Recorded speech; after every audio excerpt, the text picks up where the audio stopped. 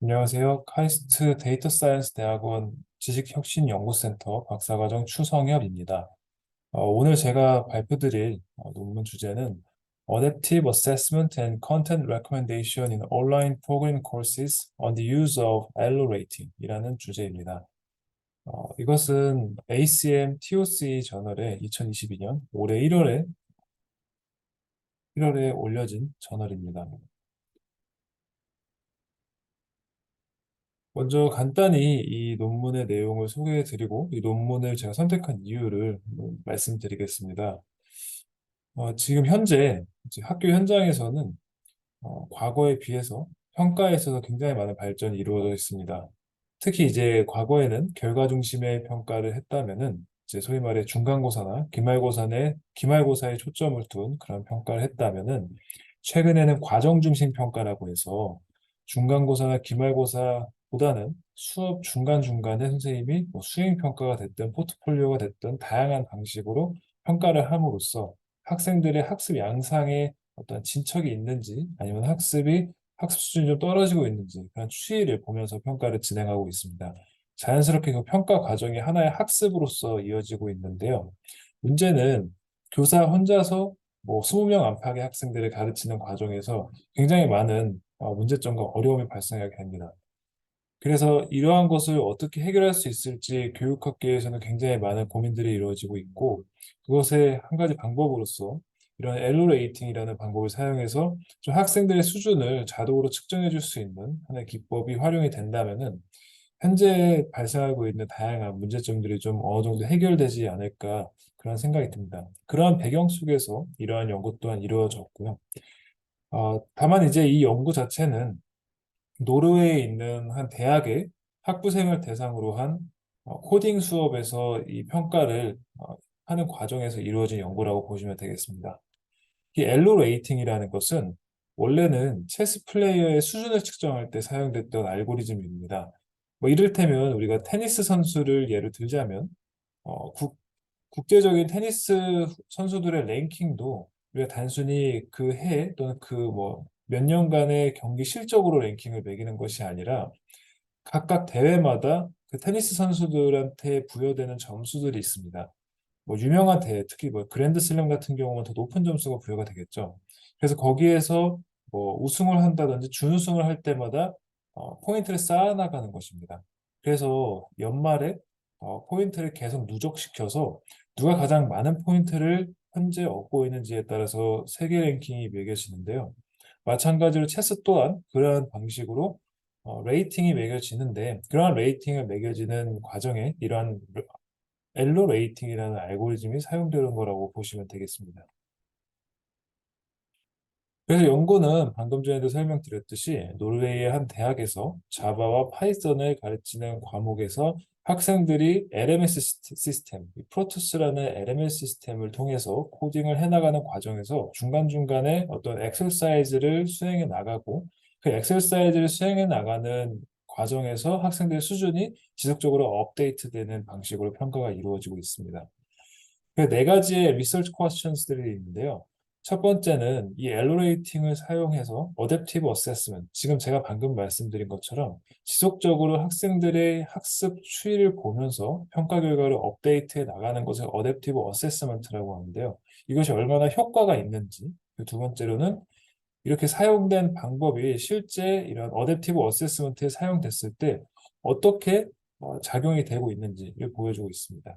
세 번째는 이 엘로레이팅을 알고리즘을 사용해서 추천까지 학습 컨텐츠를 추천까지 하는 것을 지금 시도했는데 이러한 추천 시스템이 얼마나 정확하게 작동이 되고 있는지 그 네 번째는 실제로 그러한 뭐 어댑티브 어세스먼트라든지 이런 레코멘데이션 시스템이 적용된 이 LMS 환경에서 학생들이 공부를 했을 때 그 학생들이 수혜자의 입장에서 어떠한 것을 느꼈는지 이렇게 네 가지 리서치 퀘스천스를 제안을 했습니다.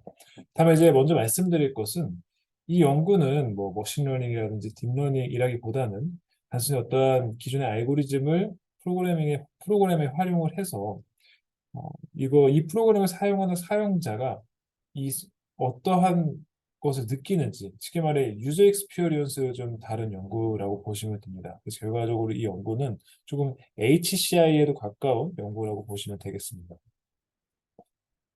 그래서 어댑티브 어세스먼트에 대해서 소개를 드리겠습니다. 이 어댑티브 어세스먼트라는 것은 제가 계속 설명드렸지만 학생들이 공부를 해나가는 과정에서 그 학생들의 수준을 측정하고 그 학생들이 지속적으로 학습 양상이 어떻게 변화하는지를 반영하는 그런 평가 기법인데요. 아까도 말씀드렸지만 과거에 진행되었던 결과 기반의 평가보다는 최근에 많이 각광받고 있는 과정 중심 평가에서 특히 어댑티브 어세스먼트가 많이 활용되고자 시도되고 있습니다. 그중에 기존에 이제 나와 있던 이론들이 아이템 리스폰스 시어리라고는 이론이 있습니다. 이것은 쉽게 말해 다양한 문제들 중에서 학생이 뭐 문제를 순차적으로 풀어 나가겠죠. 한 문제씩 풀어 나갈 때마다 학생들의 수준이 측정이 되고 그 수준에 맞게 다른 문제가 계속 추천이 되는 겁니다. 그래서 수준에 맞는 문제를 추천이 되는 건데 현재는 미국의 토플이나 토익을 출제하는 ETS에서 이 IRT 이론이 많이 활용이 되고 있습니다. 그래서 이런 IRT 이론, 근데 문제는 이제 IRT 이론 같은 경우는 학생이 현재까지 풀었던 그 모든 문제를 고려하진 않고 바로 직전의 문제만 고려해서 그 다음에 풀어야 될 문제를 추천을 해줍니다. 근데 엘로레이팅 시스템 같은 경우는 학생이 뭐 10번째 문제를 풀기 위해서 그 전에 9개의 문제를 풀었다면은 그 9개의 문제를 모두 다 고려를 해서 그거에 기반했을 때 10번째 어떠한 문제를 학생이 풀어야 되는지를 추천해 주는 거라고 보시면 됩니다. 그래서 우리가 자연어 처리 기법에서 딥러닝 중에 트랜스포머라는 것이 어떻게 보면은 그것과 좀 유사하다고 볼 수 있겠죠. 그 전에 어떠한 단어를 예측하기 전에 그 전에 있는 단어만을 보는 것이 아니라 그 전에 있던 모든 단어들을 어텐션이라는 방법으로 어, 활용을 해서 그 다음에 올 단어를 예측하듯이 이 엘로레이팅 시스템 또한 학생이 방금 전까지 풀었던 모든 문제뿐만이 아니라 각각의 문제를 풀면서 학생이 소비했던 시간들, 그 시간까지 고려를 해서 그 다음 문제를 추천해 주는 거라고 보시면 되겠습니다. 그래서 여기 보시면 알겠지만 이 엘로레이팅 시스템이 기존의 방법들과의 좀 차별성은 다양한 어떤 환경에 잘 적응이 됩니다. 이제 단순히 문제만을 보는 것이 아니라 그 문제를 학생이 얼마나 오랫동안 푸는지 그런 것도 모두 다 상대적인 값을 고려하기 때문에 variability가 굉장히 좋고요. 그리고 어, 이제 기존의 뭐 IRT 같은 경우는 단순히 문제만을 고려해서 그 다음에 문제를 추천하고 학생의 수준을 평가하기 때문에 샘플의 사이즈가 굉장히 많이 필요합니다. 그래서 IRT가 거의 이게 굉장히 오래된 이론이에요. 20년이 넘게 어, 20년이 넘게 연구된 이론인데도 불구하고 최근에 그나마 조금씩 이것이 현업에서 활용이 되고 있습니다. 그 이유는 아무래도 샘플이 많아야 되다 보니까 데이터가 쌓이는데 좀 시간이 걸려서 그랬겠죠. 반면에 이제 엘로레이팅 시스템 같은 경우는 샘플이 적어도 어느 정도 그 연구의 효과를 발휘한다는 점이 굉장히 큰 장점이라고 볼 수 있습니다. 그래서 이제 이 엘로레이팅 시스템을 사용해서 레코멘드 시스템까지 욕심을 냈는데요. 다만 이제 이 연구에서 우리가 봐야 할 것은 기존의 뭐 널리지 트레이싱이라든지 이런 다양한 이론들을 사용한 그런 딥러닝 기법을 사용한 추천 시스템에 비해서는 뭔가 좀뭐 알고리즘적으로 더 뭔가 뛰어나다 아니면 성능을 비교했다라는 것은 이 논문에 나타나 있지 않습니다. 다만 이 논문에서는 어떤 것을 보여줬냐면 방금 제가 소개해드렸던 엘로레이팅이라는 알고리즘을 사용해서 학생들의 수준을 매기겠죠. 근데 이건 학생의 수준뿐만 아니라 학생과 문제가 각각 따로 상대적인 플레이어로서 서로 싸우는 겁니다. 서로 경쟁을 하면서 각각 레이팅을 얻어가는 건데 그렇게 보면은 문제에 부여된 또는 문제에 업데이트된 레이팅이 즉 그 문제의 수준이라고 볼 수 있겠죠. 그래서 학생의 수준도 측정하는 동시에 문제의 수준도 측정해서 학생의 수준이 있을 때 그 수준에 비등비등한 문제를 랭킹을 매깁니다. 내림차 순으로 랭킹을 매겨서 그 랭킹 중에 상위 5개에 있는 문제를 추천하는 그러한 방식입니다. 그래서 그런 방식을 통해서 이 LMS를 통해 학생한테 문제들을 추천해 주는 거라고 보시면 되고요. 이것 또한 현재 교육계에서 특히 이제 교육계에서 AI를 활용하는 과정에서 가장 큰 장점으로 부각되고 있는 것이 자기주도 학습입니다. 이제 물론 이제 교육에서 항상 우리가 먼저 생각하는 것이 학생들이 있고 그 학생들이 가르치는 교수자가 있는데 최근에는 이제 학생들도 줄어들고 있고 또 뭔가 주입식 교육이라든지 아니면 단방향적인 교육보다는 학생이 스스로 본인의 학습을 보면서 부족한 부분을 채워나가는 그러한 자기주도 학습이 많이 각광받고 있기 때문에 이러한 추천 시스템 또한 교육에서 많이 활용될 것이라고 생각을 합니다. 먼저 엘로레이팅이 어떤 알고리즘인지에 대해서 설명을 드리도록 하겠습니다. 아까도 말씀드렸지만 이 엘로 레이팅이라는 것은 체스 플레이어의 수준을 측정하기 위해 사용되는 알고리즘입니다. 그래서 먼저 두 명의 체스 플레이어가 있을 때 두 체스 플레이어는 각각 디폴트 값인 레이팅이 부여가 됩니다. 이 레이팅 같은 경우는 사실 해마다 달라지고 있어요. 해마다 달라지고 있는데 지금으로서는 가장 그냥 일반적으로 사용되는 디폴트 값은 1000점이라고 보시면 되겠습니다. 그래서 그 레이팅에 따라서 이제 뭐 처음엔 1000점이겠지만 그 선수들이 각각 뭐 활동을 함에 따라서 레이팅이 업데이트돼서 계속 변화가 있겠죠.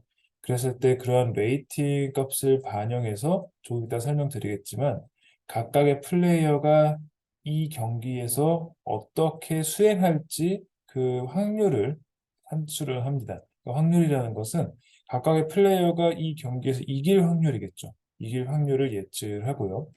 그 예측한 값과 실제로 경기가 다 마무리되었을 때 경기 결과의 값을 가지고 새롭게 이 두 플레이어의 수준을 업데이트하는 것이 이 엘로 레이팅 알고리즘이라고 보시면 되겠습니다. 그래서 이 먼저 A 선수, 플레이어 A의 기준의 레이팅을 RA라고 보고요. 플레이어 B의 기준의 레이팅을 RB라고 보겠습니다. 그리고 나서 각각의 레이팅에 기반했을 때 본 경기에서 A와 B가 이길 확률을 EA, EB라고 우리가 예측을 해보겠습니다. 이때 EA와 EB를 예측하는 식은 RA와 RB를 사용해서 어, 10을 위치로 하는 로지스틱 커브를 활용해서 이렇게 산출이 될 수 있습니다. 이거는 근데 단순히 그 경기에서 기존의 레이팅에 기반했을 때 각각의 선수들이 얼마나 그 경기를 이길 확률을 나타내는 것이고요. 물론 그 확률은 확률일 뿐 경기 결과가 달라질 수 있겠죠. 그러면 실제 경기가 일어나고 나서는 만약에 선수가 이겼다면 1점을 얻고요. 지면은 0점을 얻고 비기면은 0.5점을 얻게 됩니다. 그래서 어, 이렇게 경기가 이루어졌을 때 EA와 SA 또는 EA와 SB가 산출이 되겠죠. 이때 이제 SA와 SB는 실제 경기 결과입니다. 그래서 그 SA와 EA, 즉 실제 경기 결과값과 경기 예측값을 활용한 각각의 선수의 레이팅을 업데이트하는 그 식은 여기에 이렇게 나타나와 있습니다. R'A는 RA 플러스 K 곱하기 SA 마이너스 EA라는 것인데요. 이 K 팩터라는 것은 그 선수들의 레벨에 따라서 달라지는 하나의 변수입니다. 그래서 여기에 K 팩터를 구하는 방법은 여기 이렇게 나타나와 있는데요. 이건 뭐냐면은 그 선수의 레이팅을 산출하기 위해 사용되었던 그 경기의 횟수가 있겠죠. 그 경기의 횟수랑 그리고 그 가까이 경기가 아니라 그 뭔가 이렇게 토너먼트에서 이 선수가 실제 수행했던 경기들. 그러니까 이제 경기라고 해서 이 경기가 모두 다 모든 경기를 할 때마다 그 선수의 레이팅이 반영되는 것이 아니라요. 그 선수의 레이팅이 반영되는 경기가 있고 반영되지 않는 경기가 있겠죠. 뭐 이를테면은 뭐 이제 예선전이라든지 이런 거에서는 레이팅이 반영이 되지 않겠죠. 본선에서의 레이팅이 반영이 될 텐데 여기서 N2라는 것은 실제로 레이팅이 매겨졌던 본선에 있는 게임의 횟수를 말하는 거고요. 여기서 이제 small m은 그것이 아니라 이 어떤 토너먼트에서 이루어졌던 모든 경기들을 나타내는 그 값이라고 보시면 되겠습니다. 이거에 따라서 K 값이 정해지는데요. 사실 이거를 각각의 선수에 따라서 다 이렇게 산출하는 것이 아니라 이제 USCF라고 해서 미국의 체스 협회에서 이런 K 팩터를 지속적으로 업데이트하고 있습니다. 이게 사람마다 달라지면 또 결과값이 너무나 다양해지기 때문에 뭔가 이렇게 권역을 이루어서 K 팩터를 제공하고 있는데요. 기존에는 이제 요 K를 K 값이 작아질수록 그 선수의 수준이 높다라고 보시면 되겠습니다. 그래서 이제 뭐 제일 기초적으로 32가 통상적으로 많이 활용된 또 K 팩터이고 인터넷 체스 게임에서도 이 그 사람의 수준을 계속 뭐 레벨처럼 업데이트해 나가겠죠. 그때 사용되는 게 이 32 K 팩터입니다. 최근에는 이게 좀 업데이트가 돼서 K는 가장 높은 사람이 수준이 가장 높은 사람이 10, 그리고 가장 낮은 사람, 평균적인 사람들이 40으로 반영이 되어서 이 결과값이 산출이 됩니다. 그래서 이걸 예시를 한번 들어드리자면은 만약 선수 A가 1613의 레이팅을 가지고 있고 이 선수가 5번의 토너먼트 경기를 진행했습니다. 그랬을 때 1609점인 선수한테는 졌고 1477점인 선수랑은 비겼고 1388점을 가지고 있는 선수는 이겼고 또 1586 레이팅을 갖고 있는 선수도 이겼고 마지막으로 1720점을 가지고 있는 선수한테는 졌습니다. 이랬을 때 각각의 레이팅을 활용해서 구한 이 경기의 기대값 EA는 2.88이 되고요. 실제로 경기를 지금 뭐 지고 비기고 이기고 졌으니까 다 실제 경기 값을 각각의 결과에 맞는 수를 반영해서 산출을 하면은 2.5점이 되겠죠. 그래서 이 2.88과 2.5점을 활용해서 방금 전에 설명드렸던 그 R 프라임 A는 RA 플러스 K 곱하기 SA 마이너스 EA라는 식에 대입을 하면은 이 5번의 경기를 하고 난 후에 업데이트된 이 플레이어 A의 레이팅은 1601점이라고 보시면 되겠습니다. 그리고 여기서는 이 선수의 결과를 산출할 때에는 이 선수가 지금 위에 있는 값을 봤을 때에는 지금 가장 최근의 거는 아니고 그 전 거를 활용을 했습니다. 그래서 2100점보다 낮기 때문에 K팩터 32가 반영됐다라고 나타나 있습니다. 실제로 이런 엘로 파일을 파이썬 코드에서 어떻게 구현하는지를 보여드리겠습니다. 실제로 이 엘로라는 라이브러리가 제공이 되어 있는데요. 엘로라는 라이브러리에서 implementation 클래스를 정의를 하면은 이제 행크라는 선수를 새롭게 추가하고 우리가 따로 레이팅을 넣지 않으면은 디폴트 값이 1000점으로 나옵니다. 그리고 빌이라는 선수도 추가하는데 이 빌은 행크보다 낮은 레이팅을 넣기 위해서 900을 넣었습니다. 이랬을 때 둘이 이제 매칭을 했을 때 이 위너가 행크라고 가정을 한다면은 행크라고 가정을 하고 그 다음에 두 번째 게임에서는 빌이 이겼어요. 세 번째 게임에서는 둘이 비겼습니다. 그 각각의 경기의 이후에 새롭게 업데이트되는 이러한 레이팅 점수를 우리가 확인을 할 수 있습니다. 처음에는 행크가 이겼기 때문에 행크의 점수가 1000점에서 조금 올랐죠. 그리고 그 다음에는 빌이 이겼기 때문에 빌의 점수가 올라가고 행크의 점수가 낮아지고요. 그리고 또 비겼을 때는 각각 뭐 빌이 상대적으로 행커보다 레이팅이 낮았기 때문에 비겼을 때 빌한테는 조금 더 좋은 레이팅이 점수가 부여되고요. 행커는 자기보다 수준이 낮은 사람이랑 비겼기 때문에 새로 업데이트된 레이트가 그 이전의 레이트보다 좀 작아지는 것을 볼 수가 있습니다. 그래서 이 각각의 선수의 기존 레이팅을 활용해서 경기의 기대값 EA와 EB를 산출하는 식이 여기에 이렇게 나와 있습니다. 나와 있고 이러한 산출된 식을 컴페어 레이팅이라는 함수를 통해서 산출된 기대값을 활용해서 실제로 경기가 이루어졌을 때 그 레이팅을 업그레이드하는 함수가 여기 레코드 매치라는 어, 화- 이 함수를 통해서 여기에 나타나 있습니다. 그래서 if 조건문들을 사용해서 경기의 실제 결과에 따른 그런 점수들을 나타내 주고 있고요. 그 점수들이 나왔을 때 제가 컴페어 레이팅에서 구했던 기대값과 리콜드 매치라는 함수에서 나온 이 경기 결과값을 활용해서 아까 보여드렸던 식에 따라 이렇게 알고리즘이 새로운 레이팅을 산출하는 계산을 하는 것을 볼 수가 있습니다.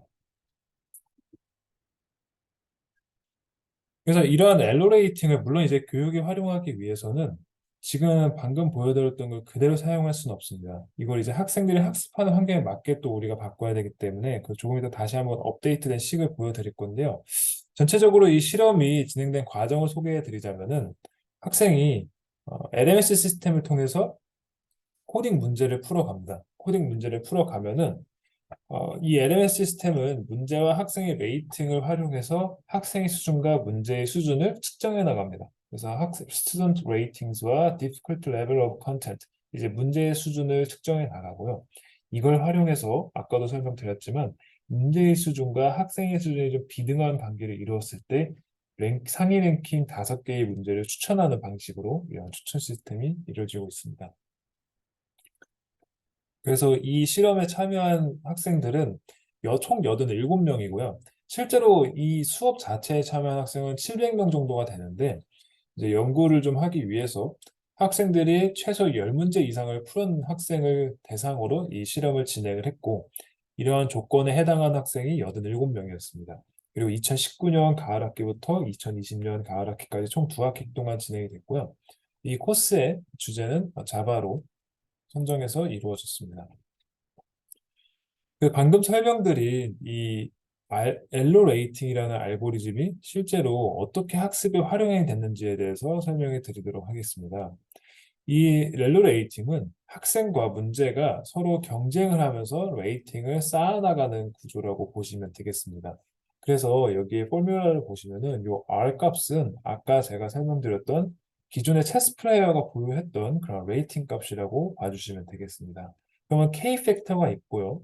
이 W 값은 우리가 교전의 거를 보면은 여기에 지금 실제값과 기대값이 나와 있죠.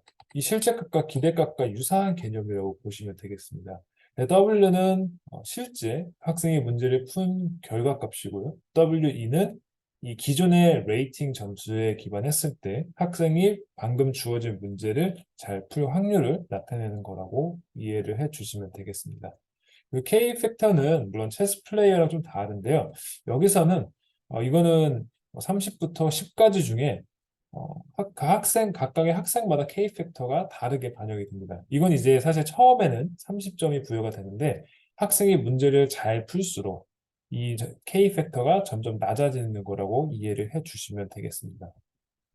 그래서 이 W 값은 실제로 학생이 추천된 문제를 푼 결과인데요. 이게 어떻게 보면 성공한 그러니까 이 문제를 풀 확률이 아니라 얼마나 학생이 주어진 문제들 중에서 많은 문제들을 풀었는지를 나타내는 레이시라고 봐주시면 되겠습니다.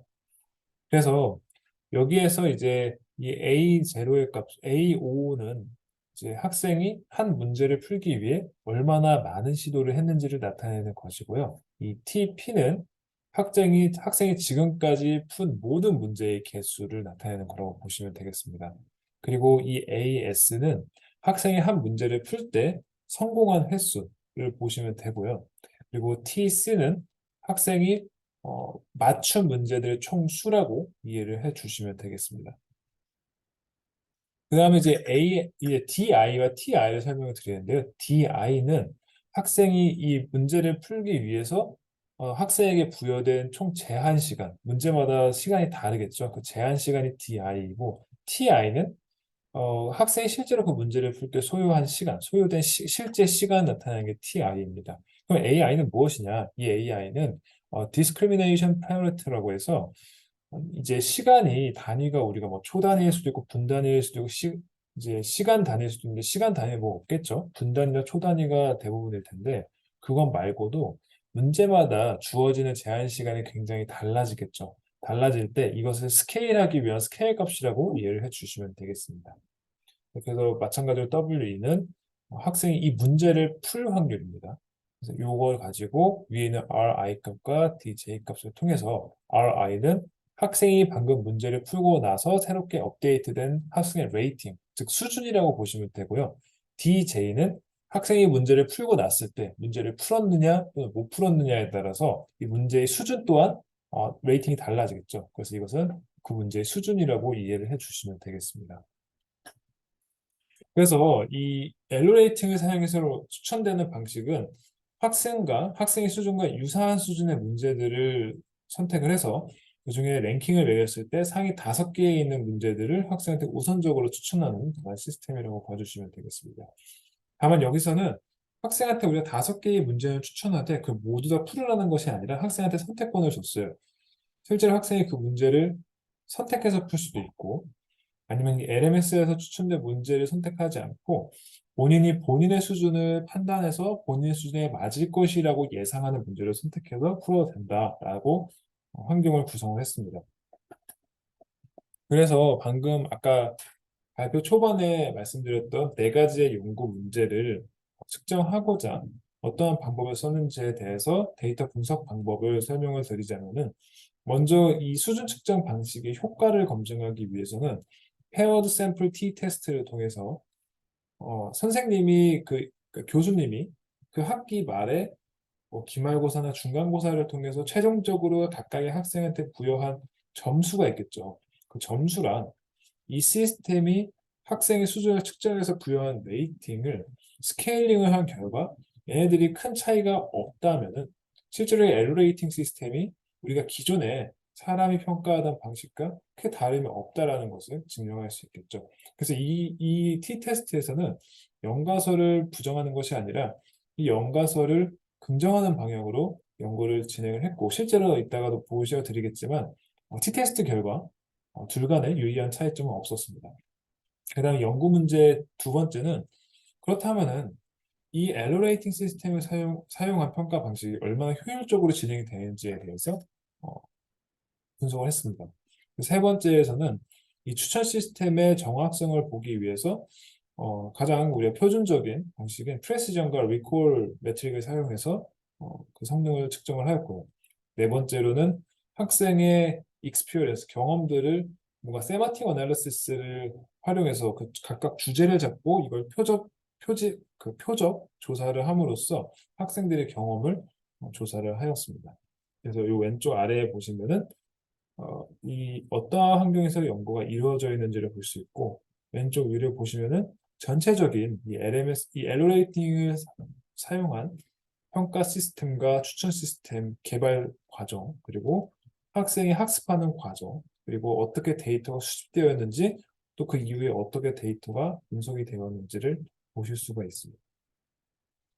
첫 번째로 엘로레이팅의 효과에 대해서 말씀을 드리자면은 실제로 이 시스템이 평가한 점수들의 평균값과 사람이 평가한 점수들의 평균값이 큰 차이가 없습니다. 그리고 표준 편차를 보면은 실제로 시스템이 평가한 것이 사람이 평가한 것보다 더 낮습니다.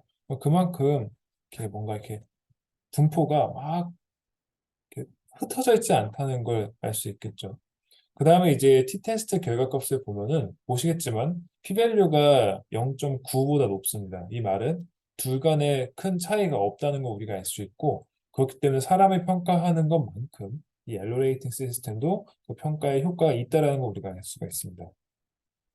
그 다음에 효율성을 보면은 지금 그래프에서 나타나 있듯이 이 그래프가 나타내는 것은 학생의 그 레이팅, 이 엘로 레이팅을 사용한 시스템이 각각의 문제를 0번째 문제부터 10번째 문제까지 학생이 풀어가는 과정에서 그 학생의 레이팅을 업데이트하는 추이를 나타낸 것입니다. 보시면은 문제를 얼마 풀지 않았을 때에는 굉장히 이게 가변적으로 변하는 걸 보실 수가 있어요. 그런데 이게 6번째, 7번째 문제점부터는 굉장히 안정적으로 학생의 레이팅이 정해지고 그 레이팅에 큰 변화가 없는 걸 볼 수가 있죠. 그래서 최소 7문제를 푼 다음부터는 학생이 학생의 수준을 비교적 정확하게 또 안정적으로 엘로 레이팅이 측정한다라는 걸 볼 수 있어서 7번째 문제까지 풀면은 어느 정도 그 학생의 수준을 알 수 있다라는 걸 보여주는 결과값이라고 보시면 되겠습니다. 그 다음에 이제 이 추천 시스템의 정확도를 보는 건데요. 물론 이제 여기서 조금 아쉬운 점이 나타나긴 해요. 이 논문이. 왜냐하면은 기존의 추천 시스템 같은 경우는 현재까지 나와 있던 여러 가지 모델들이 주어진 데이터를 추천한 결과값과 새롭게 여기서 제한되는 알고리즘이 추천한 결과값의 성능을 비교하는 게 가장 일반적인 방식이죠. 근데 여기서는 기존의 모델들과 비교하기보다는 다만 어, 가장 기존의 추천 시스템에서 많이 활용되었던 알고리즘의 값과 비교를 하고 있어요. 그렇다 보니까 우리가 이 엘로 레이팅 시스템이 추천한 그 엘로 레이팅 시스템에 기반한 추천 시스템이 얼마나 정확하게 이 내용들을 추천하고 있는지 그것을 우리가 일반화시키기엔 좀 어렵습니다. 아마 그럼에도 불구하고 이 엘로 레이팅이라는 이 단순한 알고리즘에 기반하더라도 어느 정도 추천하는 성능을 나타낸다는 것을 보여주고자 한 것 같습니다. 저자는. 근데 보시면은 이제 프레시전이라는 것은 실제로 이 시스템이 추천한 값들 중에서 학생이 그 추천된 문제를 어느 정도 풀었냐를 나타내는 값이겠죠. 그리고 리콜 같은 경우는 실제로 학생들이 선택한 문제들 중에서 이러한 추천 시스템이 추천한 문제들이 얼마나 포진되어 있는지를 나타내는 것인데, 아까도 제가 설명드렸지만, 어, 이 연구 방법은 이 엘로레이팅 시스템이 추천한 문제들 5가지 중에서 학생이 그 5가지 중에 하나를 풀어도 되고요. 그걸 풀지 않고 그냥 본인의 수준을 본인이 판단을 해서 본인 수준에 맞을 거라고 예상되는 문제를 선택해서 풀 수도 있습니다. 그랬을 때 여기에 이 프레시전과 리콜을 산출한 방법은 엘로레이팅이 추천한 문제를 실제로 학생이 선택해서 풀었느냐, 선택하지 않았느냐, 그걸 가지고 만약에 학생이 선택을 했다면은 본인의 수준에 맞대 엘로 레이팅이 잘 추천했다라는 걸 우리가 볼 수 있겠죠. 그러한 성능을 보여주는 거라고 보시면 되겠습니다. 보시면은 이제 어댑티브 시퀀싱 레코멘데이션이라는 기존에 많이 활용되던 이런 활용되던 그 알고리즘에 의한 그 성능이랑 큰 차이가 없는 걸 볼 수가 있고요. 이렇게 보면 우리가 직관적으로 이 성능이 어떤지를 알기 어렵기 때문에 각각 학생들 또는 문제별로 프레시전과 리콜이 어떻게 포진되어 있는지를 나타낸 그래프와 이 분포도와 그리고 어, 이 학생들이 실제로 문제를 선택해서 푼 그 추이를 볼 수 있는 그래프를 통해서 설명을 드리도록 하겠습니다. 먼저 프레시전 리콜 펄 컨텐트는 문제별로 프레시전과 리콜을 나타내는 것인데요. 대부분이 리콜과 프레시전이 0.5보다 높은 것을 확인할 수 있습니다. 보시면 여기 이제 중복된 값들이 굉장히 많은데 실제로 0.5보다 프레시전과 리콜 값이 더 높기 때문에 이 엘로 레이팅 시스템에 기반한 문제 추천 시스템이 그래도 평균보다는 잘 작동하고 있다는 걸 확인할 수 있고요. 다만 이제 조금 여기서 아쉬운 건 학생이 이 엘로 레이팅 시스템의 추천을 받은 문제를 푼 학생과 그렇지 않은 학생이 이분법적으로 나뉘는 감이 있긴 합니다. 그런데 이제 맨 오른쪽에 있는 표를 보시면은 여기에 있는 이 점들은 학생들이 본인의 수준을 예측해서 거기에 맞을 거라고 판단한 문제들을 푼 비율이에요. 보시다시피 굉장히 다양하게 문제를 선택한 것이 포진되어 있습니다.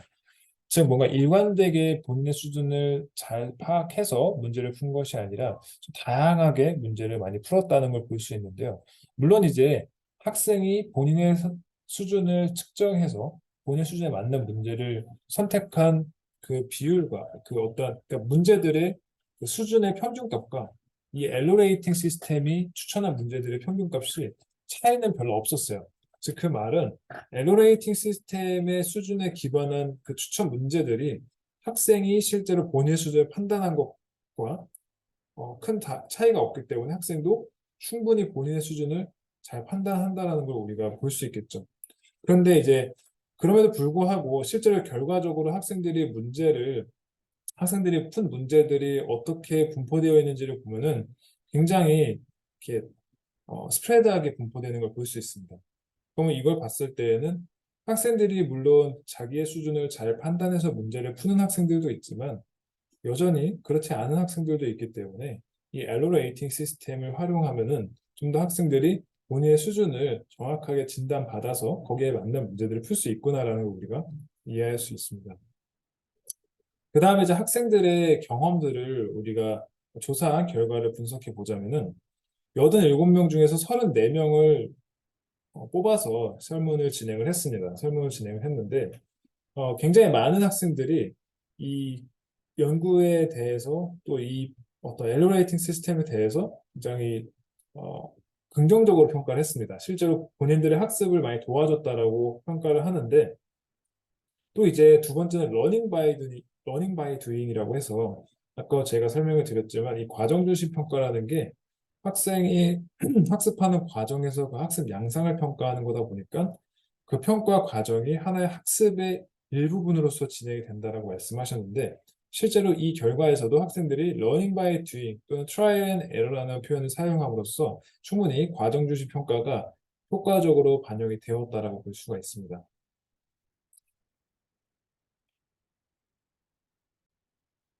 그리고 두 번째 결과를 보아도 이 두 번째 결과에서는 학생들이 실제로 본인들이 이 코스웍을 통해서 학습한 내용들과 이 어댑티브 어세스먼트 시스템을 통해서 추천받은 문제들이 굉장히 일치도가 컸다. 그러니까 학습한 내용과 평가 내용이 일치도가 컸다라는 거를 많이 답변을 했고요. 또 방금도 설명드렸지만 굉장히 절반 이상의 많은 학생들이 이 시스템에 대해서 긍정적으로 보았다라고 그랬습니다. 다만 이제 이거에 대해서 한계점에 대해서도 의견을 주었는데요.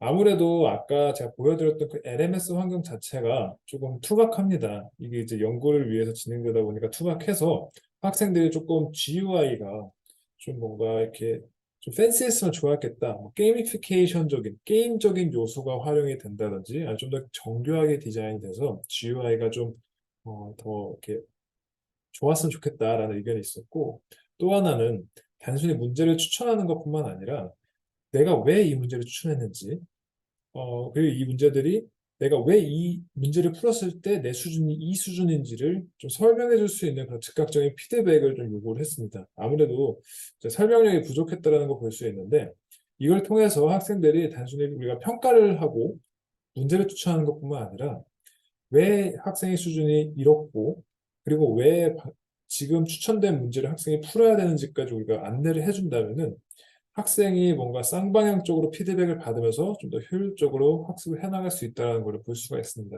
근데 이런 부분들이 사실상 지금 딥러닝 분야에서도 이런 학생의 학습 콘텐츠를 추천한다든지 아니면 학생의 수준을 측정하는 이러한 연구들 중에서도 어떠한 과정을 통해서 학생의 수준이 그러한지 또 어떠한 과정을 통해서 이러한 문제가 추천이 됐는지를 설명해 줄 수 있는 것들이 굉장히 부족하기 때문에 앞으로 우리가 나아가야 할 방향 또한 단순히 결과만을 보여주는 것이 아니라 왜 그 결과를 얻었는지까지 설명해 주는 게 중요하다고 볼 수 있습니다. 그래서 방금 전에 설명드렸듯이 어, 뭐 좋은 점도 있고 한계점도 있는데요. 대표적인 한계점을 설명을 드리자면은 어, 학생의 수준을 정확하게 진단하는 것이, 즉, 그 학습 콘텐츠를 정확하게 추천하는 거다라고 우리가 볼 수는 없겠죠. 물론 이제 어느 정도 상관관계가 있겠지만, 이 연구에서는 둘이 좀 긍정적인 상관관계가 있다라는 가정하에 진행을 했지만, 엄밀히 따지면은 학생의 수준을 측정하는 것과 콘텐츠를 추천하는 것이 정말 일치도가 있느냐, 그런 관계성이 있느냐를 보기에는 우리가 좀 어렵죠. 그리고 이제 뭐 이 엘로레이팅의 장점이 기존의 연구들에 비해서, 기존의 알고리즘에 비해서 샘플 수가 많이 필요 없다라는 것도 있지만, 그럼에도 불구하고 87명을 대상으로 실험을 했기 때문에, 그리고 또 87, 이제 700명이 이 LMS를 사용했지만, 적어도 최소 10문제 이상을 푼 학생들을 대상으로 연구를 진행한 결과, 학생들이 이러한 어떤 문제를 푸는 거에 적극적인 학생들에 대해서만 이러한 엘로레이팅이 제대로 작동한다라는 걸 우리가 볼 수 있었고 조금 더 샘플을 좀 더 많이 샘플을 얻어서 아까도 설명드렸지만 최소 7문제를 풀었을 때 엘로레이팅이 좀 정확한 수준을 측정한다라고 본다면은 실제 그것이 맞는지 그리고 여기서 측정하는 수준들이 정말 정확한지를 추가적으로 연구할 필요가 있습니다. 그리고 이제 이 LMS에서 사용된 토픽, 그러니까 학습된 토픽 자체가 15개인데요. 이 저자는 15개 정도의 토픽은 사실상 사람이 평가할 때도 크게 부담이 되지 않는다. 그렇기 때문에 사람이 정확하게 학생들의 수준을 측정했다고 볼 수 있고, 그렇기 때문에 엘로 레이팅과 그 값이 이제 비슷하다라고 볼 수 있다라고 설명을 했는데요. 즉 이제 뭔가 이제 정말 사람이 많은 학생들을 평가할 때 어려움을 겪고 그런 페널티가 부여될 만큼 이런 토픽이 많았느냐라는 거에 대해서 이제 한계점을 제시하고 있는데요. 근데 제가 개인적으로 봤을 때에는 15개 정도의 토픽은 굉장히 사람이 혼자 평가하기에는 많은 양이라고 봅니다. 왜냐하면 지금 뭐 특히 우리나라의 학교 환경을 보았을 때는 뭐 초등학교도 그렇고 중학교도 그렇고 고등학교도 보통 이제 12개월, 그러니까 12달에 걸쳐서 학습할 수 있는 양을 넣고 있고 대부분이 이제 뭐 12단원, 뭐 영어 같은 경우는 12단원이 있고요. 뭐 기타 다른 과목들도 뭐 6단원, 7단원들이 있는데 뭐 대표적으로 보면은 그 단원들에서 가르치는 토픽들이 12개 정도 안팎입니다. 그렇기 때문에 그걸 다 가르쳐서 평가하는 데에도 여전히 어려움을 겪고 있기 때문에 그걸 고려했을 때 700명의 학생을 대상으로 15개의 토픽을 가지고 수업을 하고 그걸 평가한다. 이거는 사람한테도 굉장히 큰 부담이 됐을 거라고 저는 생각을 합니다. 그래서 오늘 이렇게 이 엘로레이팅이라는 체스계에서 활용되고 있는 새로운 알고리즘을 이 학습에 맞게 리디자인을 해서 학생의 학습 수준을 측정하고 또 그 수준에 맞게 학습 콘텐츠를 추천하는 시스템을 개발하였고 그리고 그거에 대해서 성능이 어떠했고 또 유저의 입장에서는 유저 익스피리언스가 어떠했는지까지 연구해보는 논문을 한번 발표해 드렸습니다. 이상으로 논문 발표를 마치도록 하겠습니다. 감사합니다.